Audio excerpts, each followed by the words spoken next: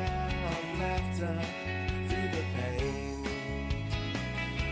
But look at us now, on a Sunday time. Have we seen our finest hour? Good times surely will come. All I know is people talk without listening. What I'm saying is life's too short to live in these extremes. Have we seen our finest hour? Good times surely will come. And all through the night I wondered and waited. Say fake news. Boston wrestling is fake news. Divided we fall to wait here for you, holding it together, just like a desert flower, waiting on the rain to come. And all I know is anger, lies, confusion. And what I'm saying is you don't realize what this means. Have we seen our finest hour? Good times surely will come. Just like a desert flower, waiting on the rain to come. There you go. Hello, everybody. You see me with my spectacles on because I was reading some of my notes because I didn't want to leave out anything that there was a lot of things I wanted to tell y'all the last time that I was on. So I put my glasses on so that I could understand what the hell I'm talking about because y'all know totally I get up talking about the moon and end up talking about the sun by the time the end of the day. But anyway, my childhood, I don't want nobody to think that I had a bad childhood. In fact, I believe I had a pretty good childhood because in America, we learned very, very on that each American got to pull themselves by his bootstrap. It don't mean that we don't help those that need help. It don't mean that we are selfish. It just means that we got what we call American pride. At American pride, when I was young, if I took pride in the work I did. If I trim your hedges, I want to do the best possible job as I can. And I want you to go around town and brag about it and say, hey, you got to get that Tony to do your hedges. He's good at it. Look how beautiful. Look at the work he did. Look at the effort time he put into it. So it's called American pride. So I'm very proud to be in America. And like part one of this segment of my childhood and my upbringing, I want to start this segment off the same way that I started the last segment off. I pledge allegiance to the flag of the United States of America and to the republic for which it stands, one nation, under God, indivisible, with liberty and justice for all. Now, a lot of people ask me all the time. I'm gonna leave my glasses on. I can see me. I can see me right up there. The only problem is we get some glare on your eyes. So Well, that's okay. At least I can see. All right, good. See, there's no glare if I do that. There you go. It's glare when I do this. There. Like I'm looking at the light. Look at the glare. Yeah. Like a Martian, huh? A spaceman. You know I'm not all there. So if y'all looking for somebody that is sane, you look at that guy that been pushing the creek when he was 6 years old and bust his head wide open by Jerry Hayes. You look at it that been in over 50 fist fights in his life. It was like a fist fight a year when you look at all my years. And I did all 50 fist fights pretty much before I was 20 years old. In fact, wrestling kept me all the fights. Because a guy told me one time, I said, Tony, since you like to fight so much, I said, who told you I like to fight? He said, well, you always in fights. I said, somebody always messing with me. So, you have to defend yourself. I didn't have a father to defend me. My mother worked all the time. My brother, all they did was play cheerleader. Get him, get him. That's the help I got from my brother. Get him, get him, get him. Thank you. And then, like one of my brothers would always say, I got your back. Which means... I got your back. In the back. Yeah, I'm in the back. Okay. Yeah. But anyway, I want to tell y'all a little bit more about how I grew up. You may not be interested, but I'm kind of not sad about living in poverty and having a rough life. In fact, I'm kind of, like I said, I'm kind of proud of it because it made me who I am. I don't complain much about things. I'm a very humble and I'm graceful. If someone do something for me, I always feel uh, gracious about it. I think it goes back to my mom. I remember one time I told my mom I want to buy a bike because all the kids had bicycles. So my mom said, okay, show me where it's at. So we went down to the Goodwill. And they had this old bike with the big fat tires and big, the fat back, But it was a girl's bike. But it was only $5. And I said, Mom, here's the bike. You only want $5. Mama said, okay. If you want that bike, I'll make a deal with you. You come up with half the money. I would give you the other half. I said, oh, well, that's not a good deal. So I went out and raked leaves, picked up pop bottles and cultivate field, clean out chicken coops, and whatever I can to make that $2.50. Finally, I got my $2.50. Because back in the old days, they didn't give kids money like they do now. You may work all day for someone, they give you a quarter. But for a kid, that was a lot of money back in the 50s and 60s. Today, a kid would probably throw it at you. But we were in a different environment. So I was so happy that I earned this $2.50. So my mother said, come on, boy. I gave my mother the money. She walks down to the Goodwill, and she had a little tag. And she gave the guy the tag, and the guy gave my mother the bike. But I didn't see no money at change. Later on, I found out why there was no money at change. My mother went on and paid for that bike, but she wasn't going to give it to me until I earned it. My wife now tell me, said, Tony, think about you got good work ethics. Whatever you install in a child when they're very, very young, we live with that child throughout his life. My mother taught me that nothing is free. Not even trouble. You got to pay. You're in trouble, you're going to pay. You pay with your freedom. You pay with your life. So nothing is free. So my mother taught me at a very, very age to learn uh, uh, uh, to work for what I want. I wish I didn't have to. I'm like most people. I ain't all that excited about going to work, but I'm just so happy that I got that ability that is installed me that I could make myself an honest living without knocking somebody in the head and robbing them and doing something that's going to infringe on your freedom and your safety in a great country. We all should feel safe at home. We all should feel, like we can make a living without harming your neighbor. My mother said nothing wrong in life you do as long as it don't hurt nobody. So what you do, make sure you don't hurt nobody. But that was one of the lessons my mother taught me. You know something from that? I never asked my mother for another quarter. In fact, when she tried to give me money, I wouldn't take it because it made me appreciate my mother even more because I never realized how hard my mother worked for the money until I had to do it myself. And the sad thing about my upbringings of young people today, they don't get that experience at a young age. They 18, 19, or 20 before they learn that. I learned it at 5 or 6 that you have to work for what you want. When a child says, Mom, I want this, Mom, I want that, and you just give it, give it, give it, give it, give it, then the kid get older and still asking. But that kid, even at 18, 19, 20 years of age, have not learned how to get it himself. My mother, God bless her soul, protected me from that. That was one of the ways, it's nature for a mother to take her child out.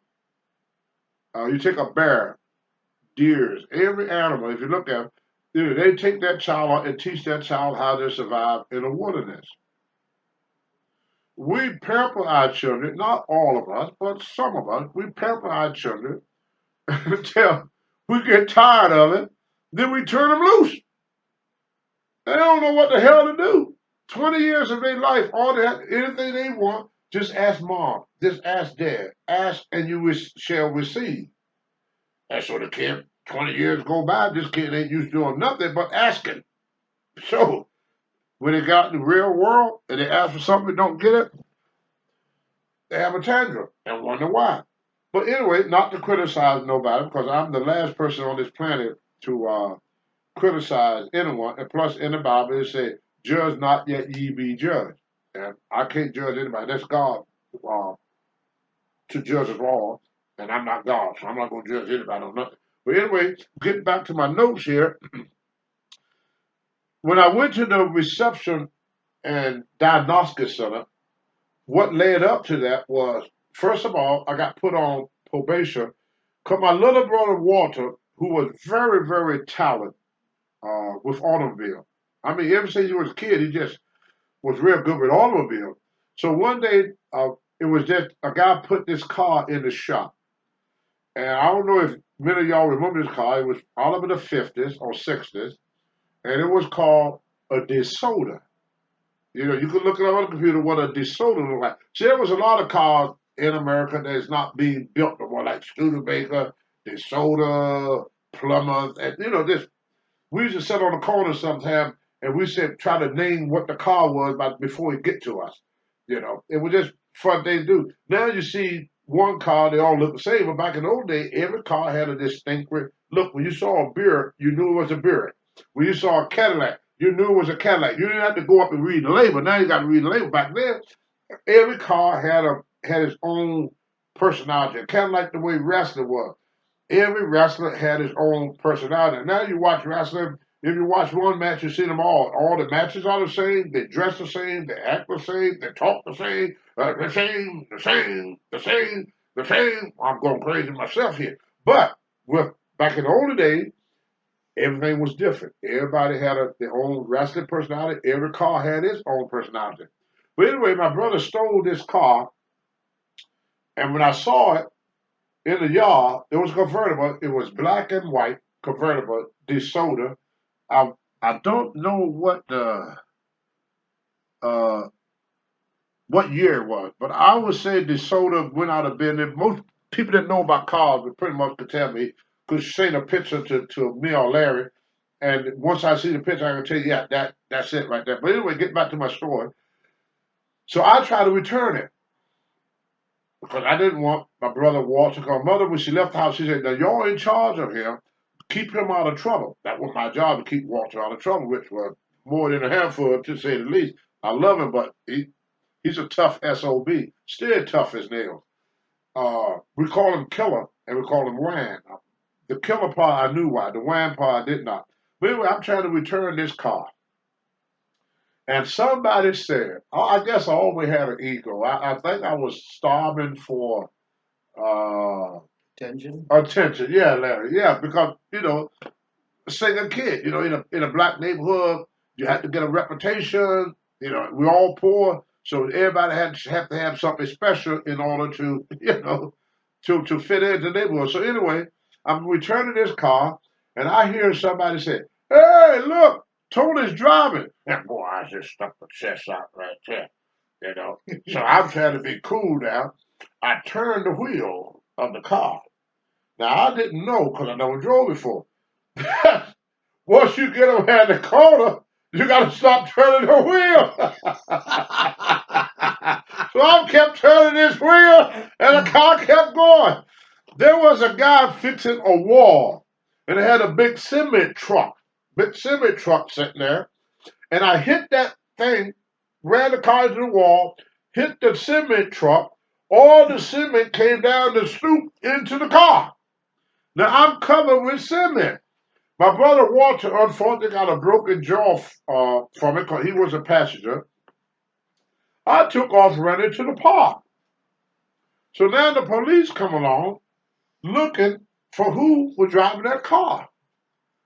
And it, it shocked me when the cop came. They didn't talk to nobody else. They came straight to me.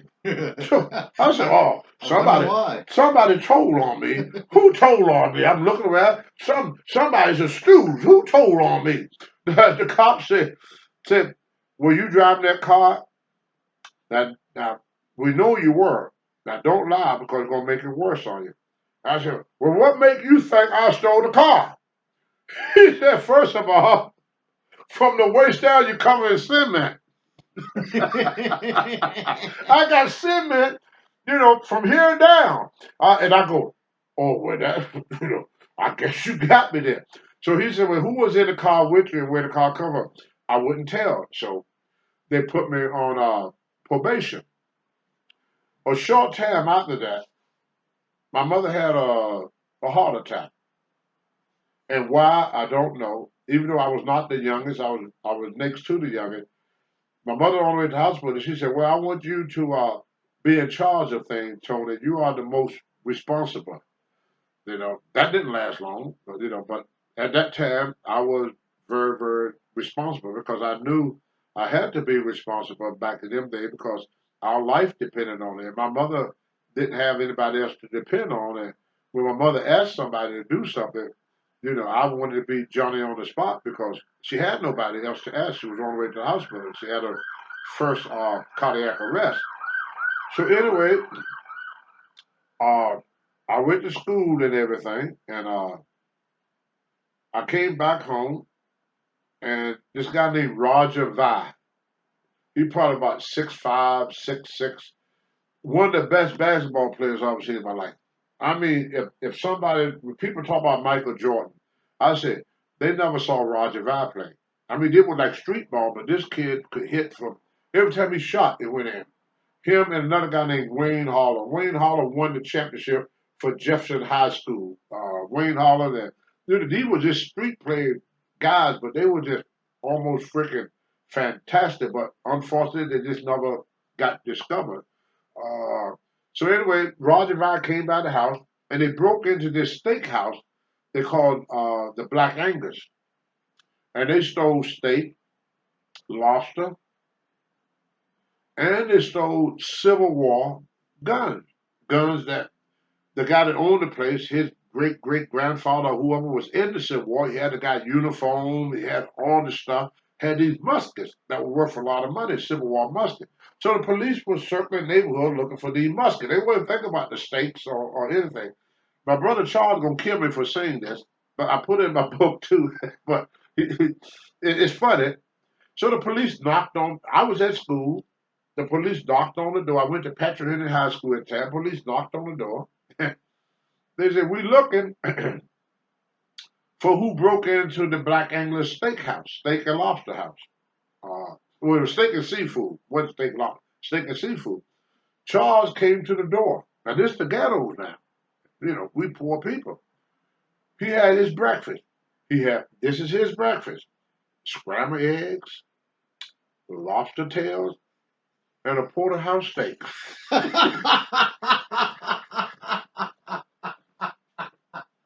The police said, "Damn, you work?" Charles said, "No, I don't work. Your mom work? Yeah, where she works? Work Hotel Roanoke. She make a lot of money? No, not really. We poor." Said, "You poor?" Charles, "Yeah, we poor." So the police said, "Well, how in the world are you able to eat lobster and steak for breakfast?" He said, "I can't even afford to do that." And my brother Charles said, "Oh, well, we got a whole bunch of it. Come on, I'll show you." He let the police in the house. Police opened the refrigerator, had the lobsters and steaks, and it had the signal, where it was shipped to. The shipping thing is on that. So this is the food that came from the thing. So the police started taking the food out the refrigerator. Charles goes, "Hey, where you going with my food?" He don't know. We kids. So I didn't take all the food out the refrigerator as evident. Charles going to take a bite of his egg. The police take the plate away. "Can I finish my breakfast?" And no, he said, "It's all evident." He said, "Who's in charge of it?" They said, "Where your mom?" I said, "My mom in the hospital in the hospital." He said, "Who your mom left in charge?" So they said, "We left Tony in charge." He said, "Where Tony?" He said, he's at school now. He'll be home later because after school he got to go to wrestling practice. And then after wrestling practice, he go to the YMCA and he lift weights because he likes to lift them weights. So he won't be home until probably about 6 o'clock tonight." So sure enough, I came. The police were there. So they asked me, they said, "Look, we don't care about the food. That's all they showed." The guy said, "If you guys was hungry, if you want the food, uh, he would have gave it to you if he knew y'all would need the food that bad." He said, "But we really want their muskets. Can you tell us where they're at?" Well, I had them hidden in the closet. So I took them to the house. I opened up the closet, and they took these Civil War musket. I don't know if y'all know what a musket is. You got to put the gun in all this stuff. From the Civil War. So he said, "Look, we know you have nothing to do with it because the referee for the wrestling was a policeman. So they pretty much knew me pretty well. They said, "We know what type of person you are. We know you keep yourself pretty clean, but we just want to know who did it." So I said, "I'm not going to tell you." They said, "Well, we could arrest you for what do you call it? Shoot, uh, possession of stolen merchandise. Possession of stolen merchandise." I said, "Well, I possessed it. It was stolen. I'm guilty." So then they sent me away to what's called the Reception and Diagnostic Center. But because I was a juvenile, you only had to spend 6 to 8 weeks. So I said, "Hey, I commit the crime. I let the guy put the stuff in." So I went there for 6 to 8 weeks. And they had different dormitories. They had what they call the big boy dormitory, the young boy dormitory, and a dormitory for the women. And they lock you up in different cells. Like if you were a pretty good guy, they put these guys. They try to match you up according to uh, where you were. Now, one thing that I did notice, I hope I don't get in trouble for saying this. There was a kid, and they called us all to the front desk, to the front of the building. They said there's somebody coming here that is different than all of y'all. But we want y'all to treat him the same as you would treat everybody else. Well, the kid come through the door. But he came through the door like this. I said, "Whoa, why is he walking like a girl?" And then they explained to me that he was gay. But they didn't use that term. I mean, the term was a lot. I'm not going to use the term, but the term was not, let's put it this way, was not a good term when they talked about it. Uh, it was an F word, so that's what they called him. He's this. I said, "Oh, I never saw anybody like that before." And so anyway, he was a nice guy. He tried to fit in the best that he could. We go to play baseball after we got through working, they run him away. He had to work in the house with the women because none of the guys wanted him around him. So one night, I couldn't sleep. I don't know why. I just woke up. And I'm the only one in my room. And they got bunk beds. I was on the top bunk. I had another guy on this bunk. There was a guy on the bunk over here, a guy on the bunk over here. So I'm like, where the hell did everybody's at? Due to the house mom and the house dad, they were asleep just like 12 o'clock at night. Because we went to bed at that time what was light out? I think it was 8 or 9 o'clock. All lights was out by 8 or 9 o'clock. Because you got to get up at 5 in the morning. So I saw all of them hanging around this kid's room. And they were all messing with him. And I said, "Oh, wow, I thought y'all didn't like him." They didn't like him in the daytime. But once the lights went out, he was the most popular guy in that freaking place. And I go, "Wow, they pick on this kid all the time. And then during the nighttime, they all poking him in the butt."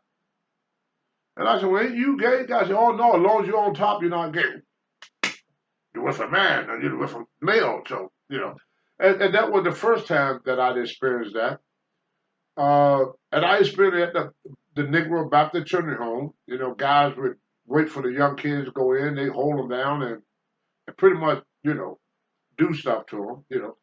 People say, "Why you didn't do nothing?" Well, what the hell you expect me to do? They would have held me down and did it to me. So I wasn't going to put myself in his spot. So, we was kids. This is grown up as a child, well, not for every child, but for this child. So, uh, you couldn't get in no fights out there. But the good thing about the reception at Diagnostic Center, we went to do some work for somebody. And they had a bus, like a school bus, going to take us uh, back to the center. And with this set of weights out there. And I saw them weights for the first time in my life. I saw these weights. So I said, "Wow, what is them?"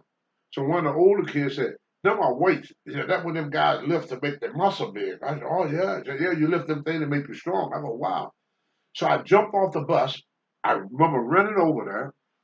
I grabbed that weight and I lifted it up over my head and I put it back down.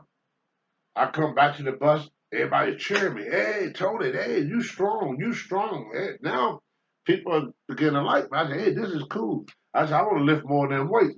So I get back to the reception and diagnostics center.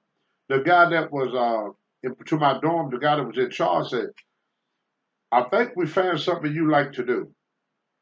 He said, we got some weights in the closet. Nobody use them. He said, you're a pretty good kid. We're going to make you what's called a trustee. Your job is to make sure the other kids don't run away. Cause it had no fences or no gates or no bars. So every now and then we get a runaway. So they would wake up like, run away, run away. So we all had to jump up, put our clothes on, be the supervisor. But they needed a trustee because most of them supervisors couldn't run. It was old. But I was quick. I'd run in the woods, I'd get them, I'd bring them back, because we were always kids. So he said, we're going to make you a trustee. I said, oh, thank you. He said, as a trustee, you get special privileges. You can do things that other kids can't do. You're not going to be locked down in your cell all day long. And he said, I got some weights back in the back. I think he had like 200 pounds of weights back in the back. And in my damn time, he gave me 1 hour to do what I want. It was my time. I used to put the music on. We had them old 45 records there. They had tapes and all this stuff. The record was 45. I listened to what the guy sitting by the dock of the Only Red. I would listen to Only Red because that was the only record I had. So I listened to Only Red all the time, and I lift weights. And I started off. I used to do nothing but cleans and jerk. That was it. 'Cause to me, that was weightlifting. You pick it up off the ground, you bring it up to your chest, and you lift it up over your head. And that's all I did. And I put some more weight on, I lifted up to my chest and put it on my head. And I kept doing that until I got to a weight that I can't lift. I remember one day I put all the weight he had on there, which was 200 pounds. And I lift that and got it to here.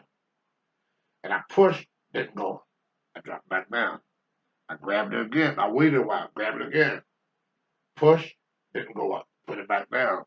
Then I started getting real psyched up and started thinking. I got all fired up. I grabbed that 200 pounds, brought it to here, and popped it on my head. Put that weight down, and when I put it down, put it in too hard, I cracked the floor. So for a week, he wouldn't let me lift weights. But that pissed me off real bad, And so I got so mad, I said something about it. So then he locked me up for another week. So now I got 2 weeks where I can't lift weights. But that was my punishment. He said, Tony, if you act up, we're going to take your weights away. Finally, I left the reception and diagnostic center, and I went home. But my mother was not living in Clifton Forge no more. They had moved to Roanoke on 10th Street and Roar Avenue in Roanoke, Virginia. The house, I don't think, is there. They'll put a bridge there. There have been some changes. So this is my first time living in a big city. This country boy is in the big city, Roanoke, Virginia. So while I was in Roanoke, there was a guy that lived across the street. His name was Muchie. Muchie, what they called him, was a nickname. And he had a good build. He had a nice chest, no legs. He had a nice chest, no shoulder, and good arms. Just chest and arms. He was just chest and arms. So I go, wow, I like to look like that. So Muchie said, hey, you want to work out with me? So I said, yeah. Now this is what Muchie did. He went to the school. He took two 10-pound plates. He took a baton,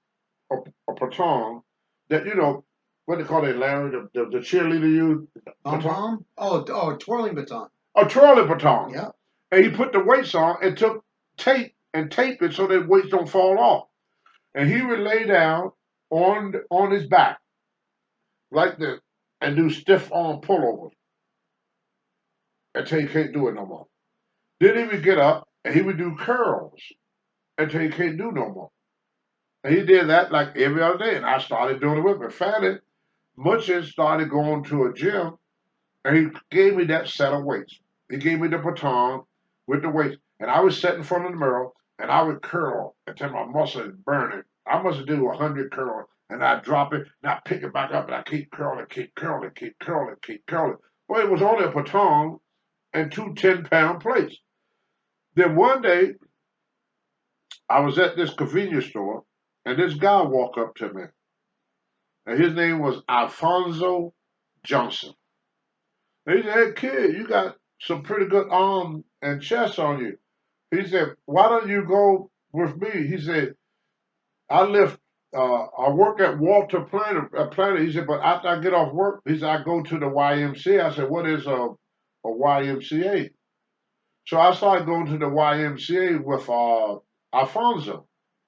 And that's where I started to learn about lat pull down. I mean, they had they didn't have a lot, but compared to a baton with 220 pounds, I was in heaven. They had the big 45-pound bar, the 45-pound plate. They had a bench. They had one bench that you could adjust where you could do inclines and flat. And they had a leg press that was horizontal. Is that horizontal go straight up and down or perpendicular? Horizontals up and down. Up and down. Now they're 45-degree angle to your leg prep, but this it was straight up and down. They had a lat pull down, but the lat pull down was a rope that came down and just put the plates on, and as you doing the pull down, that thing was swinging for you back and forth like that. So, and they had a big punch bag when you go in there and hit the punching bag. So I started lifting weights for Alfonso. One day I'm coming home, and this old man saw me, and he said something to me, and I said, "Hey, I'll kick your ass, old man. Don't you see these guns?" The old man said, "I know somebody that is half your side that kick your ass." And I said, "Well, who you got that is half my side that can kick my ass?" He said, "Come on and go with me." So he took me to Police Athletic League. It was a boxing gym. So I get in the ring with this kid. I was probably at that time about 200 pounds of muscles. This kid was probably, oh my goodness, maybe 150, 160 pounds. Kid beat the shit out of me. I couldn't hit him. Every time I struck, he boom, boom, boom, boom, boom. I said, boom, boom, boom, boom, boom. So I said, "Hey, I got to learn that." So then I got into boxing. Well, Leon, later on, I hadn't got to that yet. When I get to the school, but I ain't got to high school yet. I'm still at James Madison school. Like I said, I went to Hurt Park at first as a kid. That's where I started wrestling at, amateur wrestling. I got into boxing a little bit, all that stuff right about when I was a young kid. And then later on, I got involved with the weightlifting. I went from 185 pounds up to 225 pounds. And there was a lot of people, and I want to make sure that I mention these people before I get to talking too much. One of the people that I'd like to thank right now that helped me out uh, was Alfonso. Because Alfonso the one that introduced me to the gym. I can't remember the retired police officer name, and I apologize for that, who got me involved in boxing.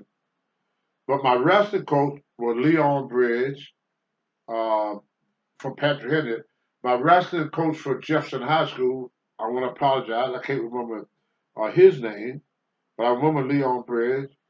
Uh, the guy that got me started in powerlifting is a guy by the name of Randy Booth. We were working out in the gym one day, and the guy did 225. And I told Randy, I want to do that one day. So one day I did 225. I couldn't wait for Randy to come in the gym so I could tell him about it. And my bench kept going up and up and up. So finally one day, Randy came and said, "Tony, what'd you do on Saturday?" I said, "Well, I'm not doing anything." He said, "Why wouldn't you go with us?" I said, "Where y'all going?" They said, "We're going to Hopewell, Virginia. Hopewell, Virginia. It's a powerlifting meet." Now, back in them days, they had powerlifting in the morning. They had arm wrestling at midday. And then they had a bodybuilding contest uh, that night. Everything was AAU, Amateur Athletic Union. There was no MPC, no none of that. All this stuff you see now wasn't even existing. Everything dealing with sport was AAU, AAU, AAU. That was it. So I went to my first. I was 220 pounds. I lifted the 220-pound class. My first powerlifting meet, I did 350 pounds on the bench. I squatted 400 and I deadlifted 400. Then I participated, believe it or not, in the arm wrestling, and I won that. So I came home with 2 trophies. This is where I learned respect from. This is my first contest. Now it costs money to enter these contests. Randy Booth paid for the contest. Randy Booth drove me. It was his car. Now I don't know how far it is from Roanoke to Hopewell. I want to estimate it's probably Roanoke to Hopewell, Virginia. Larry's gonna tell me in a minute. This guy paid for the gas, paid for the food, paid for everything. Well, I'm sitting in the car and I'm bragging about what I got. Randy don't say nothing. He said, "Well, we happy for you, kid. We happy you did good." So he take me on another competition. 350 miles round trip. 350 miles. This guy drove me. Never asked for a quarter. Drove me 350 miles round trip. Paid for everything. Randy Booth. Randy Booth is his name. And then one day, me and Randy went to a contest, and unfortunately for Randy and the other 2 guys, they didn't win no trophies. This was the same time when I bench pressed 480 pounds, I squatted 450, and I deadlift 600. I won the arm wrestling title, and the contest that I won, I came up. The guy went to Vegas and became world champion, but I beat him in Virginia, and I even got a book later on. I will show y'all his picture and everything. I can't remember his name, but luckily somebody sent me the book. It was the longest arm wrestling match went about 15 or 20 minutes. I just wouldn't give up, so I won that. Then I went on stage and became teenage Mr. Virginia. I had 3 trophies. So Randy and the other 2 guys, they didn't do too well. So I'm sitting there once in a while, and I said, "Oh shoot, I got to complain about something. I can't remember what the hell I complained about." And Randy turned to me and said, "Tony, how many trophies you see in this car?" I said, 3. He said, "How many people you see in this car?" I said, 4. He said, "Who the trophy belong to?" I said, "Me." He said, "You understand why we don't want to hear your bitching?"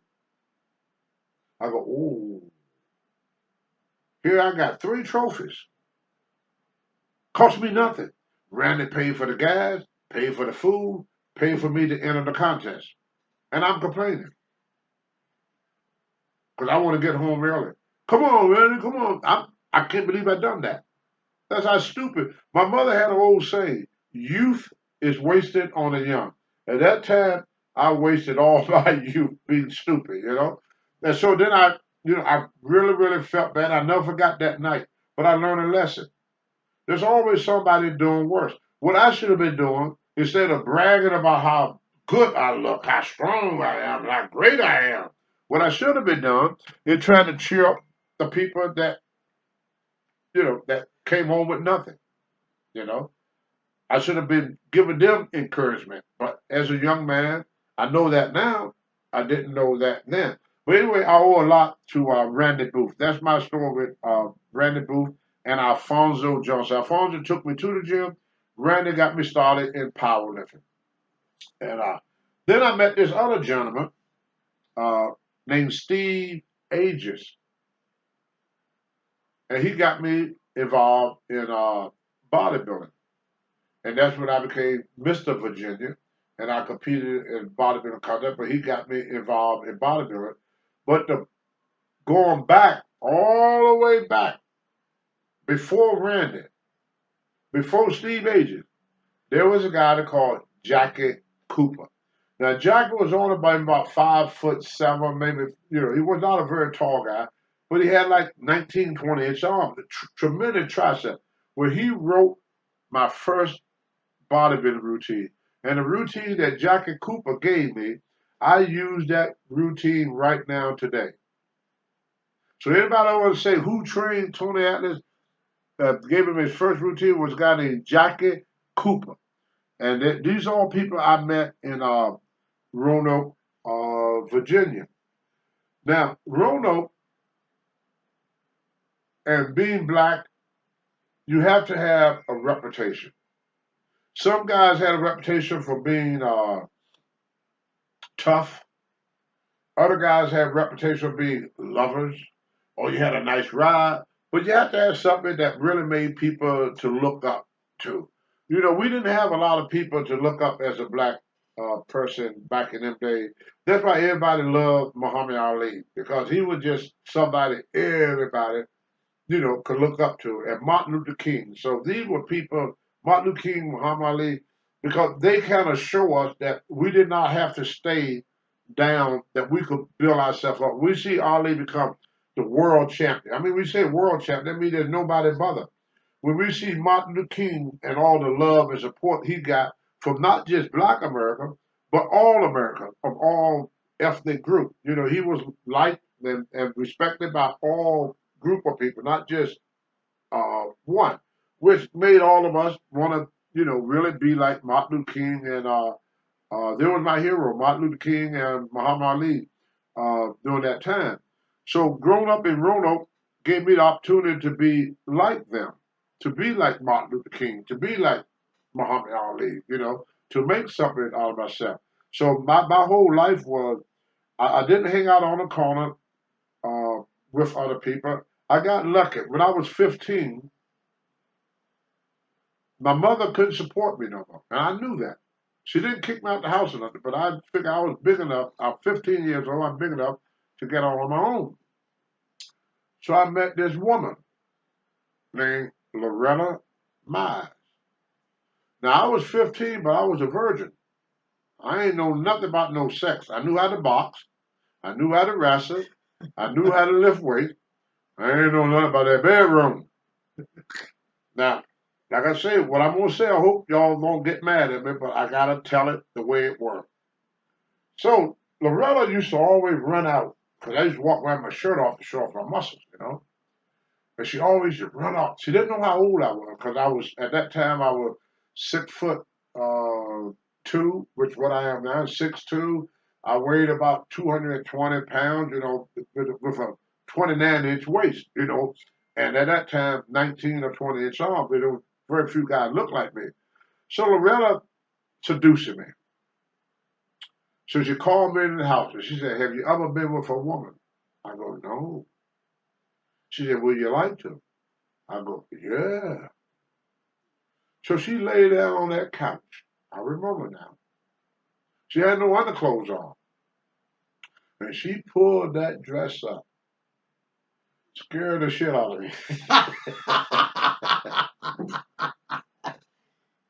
I took off running down the street. My brother Noel saw me. No, Charles. Charles saw me. "What's wrong with you? You act like you saw a ghost." I said, "Worse than a ghost." He said, "What are you talking about?" I said, "Man, I'm going to go to jail. Somebody's going to go to jail." He said, What are you talking about?" Now, I never seen a woman naked until I was 15. I said, "Somebody don't cut this woman between the legs. She got this big old cut between the legs."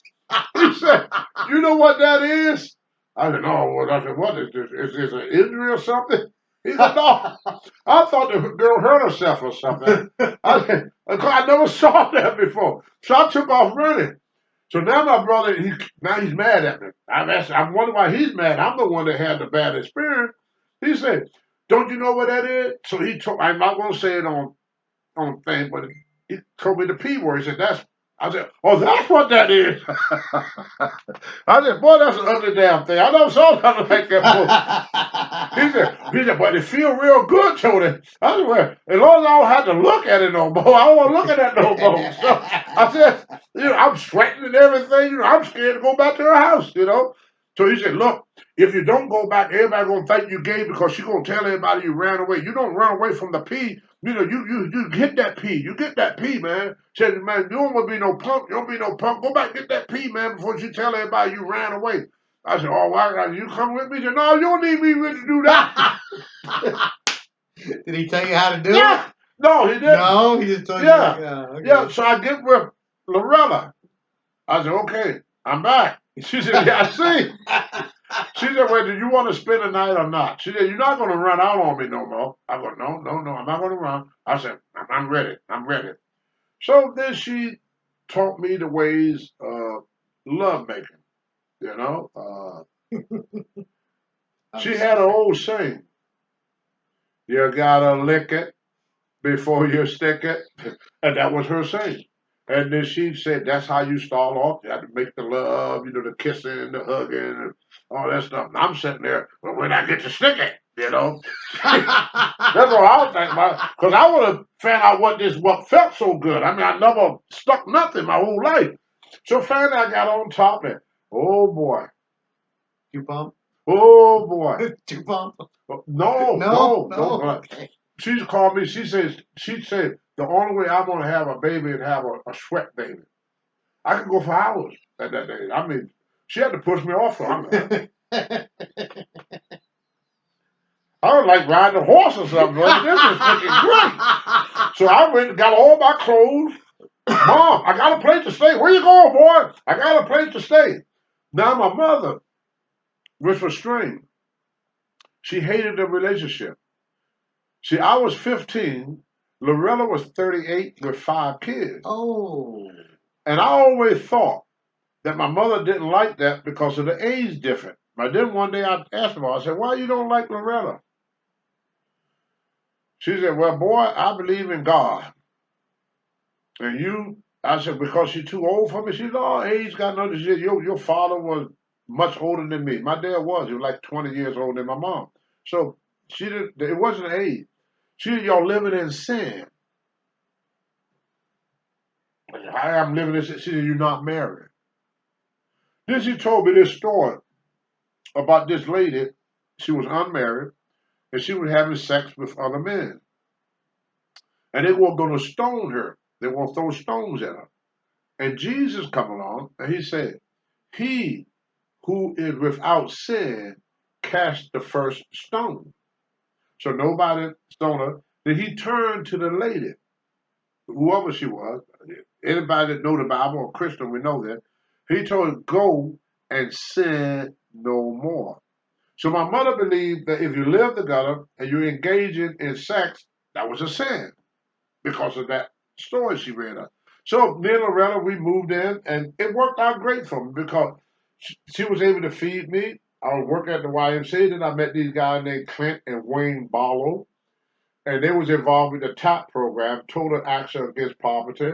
And they got me involved in, so Alfonso got me involved in the gym. I met Jackie Cooper, Randy Booth, and Steve Agent to help me to develop my physique. And I had Loretta that fed me and put a roof on my head and taught me how to, you gotta lick it before you stick it. So she taught me that, you know. And later on, women that, I'm not trying to brag, but they say they like that away. So it worked. So you know, if you want to learn how to do something, ask a woman. She will tell you if you're doing a good job or not. Unless she don't care about it, then she tell you you're doing great when you know you did a lousy job. So you know, but enough of that. Anyway, getting back to these people. So without these guys, I would have never developed my physique. Jackie Cooper, Alfonso Johnson, Randy Booth, Steve Ages. These are guys that helped develop Tony Athlete physique before the wrestling world saw me. So one day, me and Fonzo, we was at the gym. Now I may go back to a story, but I'm trying to move ahead as much as I can. I may go back and forth, but you know Tony ain't all there anyway.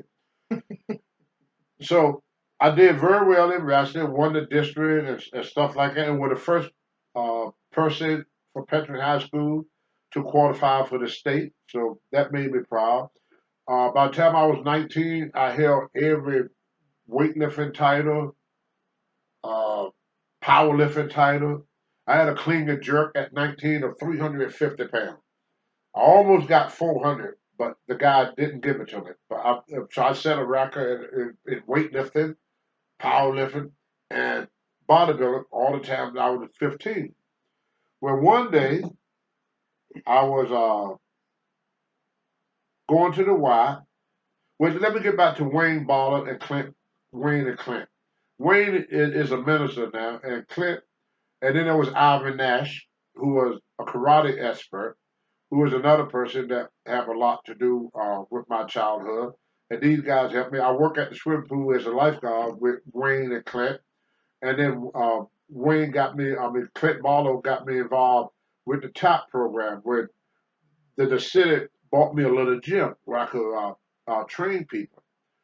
And I got my respect in Roanoke for just tangling with two people. I want to fight two people. One was Harold Runners. Harold Runners was the baddest SOB you ever want to fight. He was a stone street fighter. The police used to come and get Harold. Back in the older days, they would take their gun off, put it in the car, and they would fight you. That's the older days. They had the riding hammers on. Harold would hit them and crack the hammer. That's how hard he hit. He was the hardest hitting man I ever met in my life. Well, one day Harold came up to me and said, "Hey, I hear you won that championship in that wrestling. Let me see what you got." So me and him in Hurt Park, we got a tussling in the park. There was no punches thrown because Harold would knock your freaking head off. I never seen, he had a hit like Mike Tyson. So Harold couldn't take me down. So then he backed off because he didn't want me to take him down. So he said, "I feel sorry for anybody to grab a hold of you and didn't know how strong you are."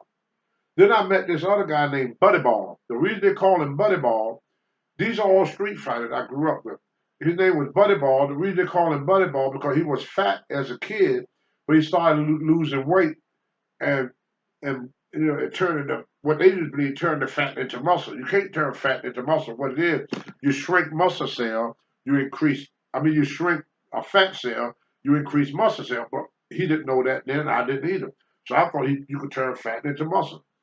And I hear stories about him hitting a guy. He hit one guy so hard because he was so strong, they knocked him out of his shoes. The guy fell over here. The shoes never moved. That's how hard some of these guys hit. They were street fighters. Then there was, get back to Harold Runner. Harold got in a fight with a guy one time. The guy shot Harold 5 times in the stomach. Harold got out the hospital before the guy that shot him did. He beat the guy so bad, the guy was in the hospital after Harold got out before he did. Harold Runner. You go around Roanoke, all the old time and tell you about Harold Runner. Then there was Buck Nelson, who was another good street fighter. And I remember people used to tell me that Buck Nelson is the only guy that he fight better when he drunk than he was sober. So he was a hell of a street fighter. And then a guy that came out to be pretty much my first father image I have. His name was J.C. Williams. And he was a bootlegger, and he used to be a mechanic, but a car fell on him. And he retired from being a mechanic and became a bootlegger. He took me hunting, taught me how to hunt, taught me how to fish, and supported me in everything I did. His name was J.C. Williams. He supported me a great deal in my growing up time. So, J.C., for people to hear this, if y'all don't know J.C., J.C. was a woman man. I mean, women like him. Had his curly hair. They put a little water in it and slick it back. Looked like he had a Gerald curl, but that was just his hair curl. A lot of blacks was mixed with other races, so I'm sure J.C. was mixed too. I saw J.C. get in a fight one time. This young kid started calling him an old man. J.C. was 55 years old at the time. And the kid kept messing with the kid about 25. He was on a boxing team. He used to carry these boxing gloves around his neck. Thought he was tough. So he got to mess with JC. And he told JC, come on. JC got tired of him and said, "Look, come on outside. Let me show what an old man could do to your ass." And this old man beat the shit out of this kid. So I said, "Hey, JC, can you teach me what you did?" So I learned some stuff from JC. Harold Runner taught me a few things about street fighting. Fighting was natural. When we didn't, we would slap box. You know, we slap box. But that's how we kill the time of day. Sometimes we see a big mountain of dirt. One kid would run up the hill and say, "I'm king of the mountain." Now it's our job to run up and throw him off. And then the last kid up on the hill, "Now I'm king of the mountain." So these were like things we did. What were the 2 fights you got into? You didn't say that. With who? You said only 2 fights. Who were they with? No, when I tussled with Harold Runners, Okay. Harold told everybody how strong I was. Right. The other guy was Killer Gorilla Muller. We was at the park one time, me and Wayne Holland. He said, "Hey, I hear you pretty good at that wrestling." And before he knew what was going on, I had him down on the ground in front of everybody. Everybody was scared of Killer Muller. He was the wrestling coach for William Fleming High School. And he got his name Killer Gorilla because back they had a zoo where they had this monkey or chimpanzee, whatever it was. And you get in there, you wrestle. They taught this thing how to wrestle. You wrestle him. And if you stay in there a certain length of time, you get money. Where Killer Muller got in there, and he almost killed that damn monkey.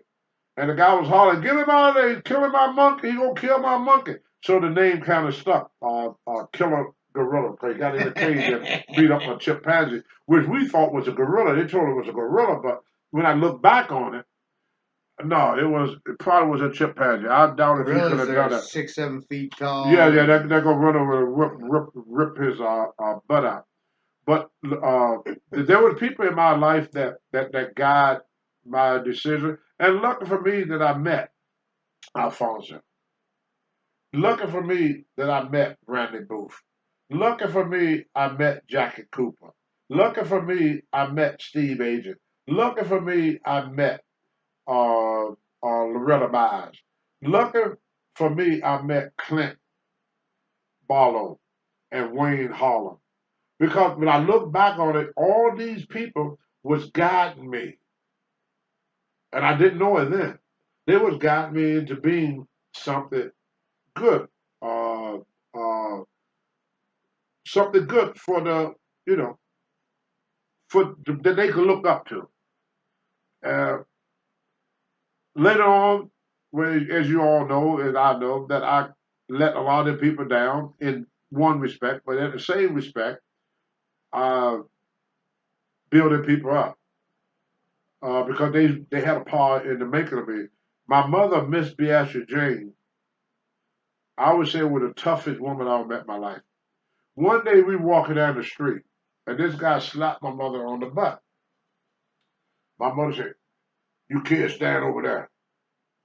She turned to the guy, said, "You're too high, I can't go over you. You're too low, I can't go under you. You're too wide, I can't go around you. So I guess I just have to go through you." Bam! Knocked him out. Knocked him the effing out with one freaking punch. The freaking blood is. He spit out a tooth. The blood shot in the freaking air. My mother put the boots to his butt, and she said, "Now you boys, come on here." Big B. And we go, "Why? Did you see what mom did? Did you see what mom did?" My brother said, "You boys shut up before you make mom mad." Yeah. We were scared to make my mother mad. My mother, when she got mad, the white part of her eye would turn bloodshot red. But there was something my mother did that used to break my heart even today. She would come home at night after a long day's work. She would throw herself on the bed, and this is what she would say. "Oh, take me, Jesus. Take me, take me, take me. Please, dear Lord, take me, take me, take me. Take me, Jesus." And we used to cry, and we run over and try to comfort her. My mother had it rough.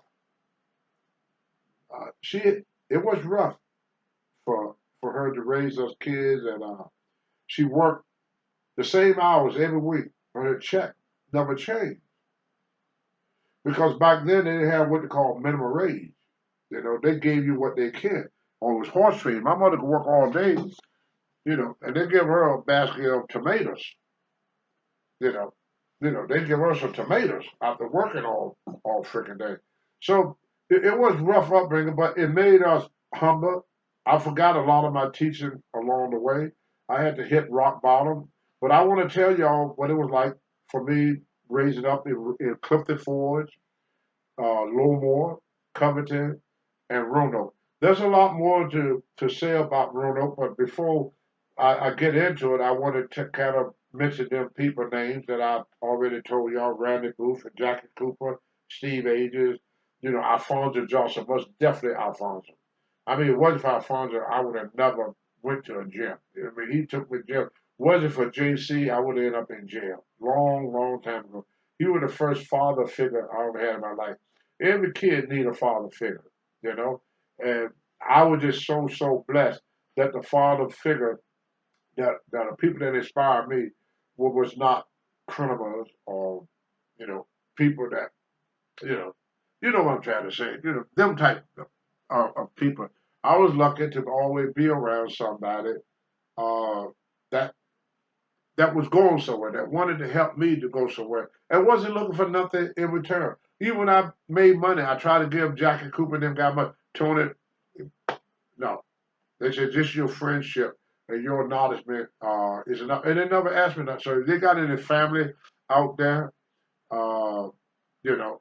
And there was a Oriental girl I was in love with. I'm gonna think of her name pretty soon. She was in my yearbook. Oh, I did not like that girl. She was gorgeous. Had that long black hair come all the way down to there. Oh, was she So pretty? Tony, we're about done today. Okay. Now But she was pretty though. that's a teaser for next time. Yeah. All right, what are we going to talk about next time? Well, we're going to finish off with Roanoke because, as y'all all know, Roanoke is where I got my start at as a professional wrestler. And I want to talk about some of the great wrestlers that helped create Tony Atlas so y'all can understand me more. People like George and Sandy Scott, Klondike Bill, Wahoo McDaniel. These are people that should not be forgotten. Blackjack Mulligan. Blackjack Mulligan. And these are people that should not be forgotten. And we all know Ric Flair. He was around during that time, but without Wahoo and without Johnny Valentine. Now, Johnny Valentine, he was the guy that created Mid-Atlantic Wrestling. He was the guy that created WCW. I mean, his son Greg Valentine was a great wrestler, but y'all gotta hear about Johnny. 6'4", 275 pounds, and we hit you and knock you in the middle of next week. But he wanted you to return the favor to him. I mean, you talk about tough. He was tough. Johnny Valentine. You're going to hear about Johnny. You're going to hear about Johnny Weaver. You're going to hear about the Flan Scott brother and all the wonderful people that helped me in my wrestling, and a little bit more about people that helped me before I became a wrestler. Thank you so much. We'll check you out next week on Tuesdays with Tony.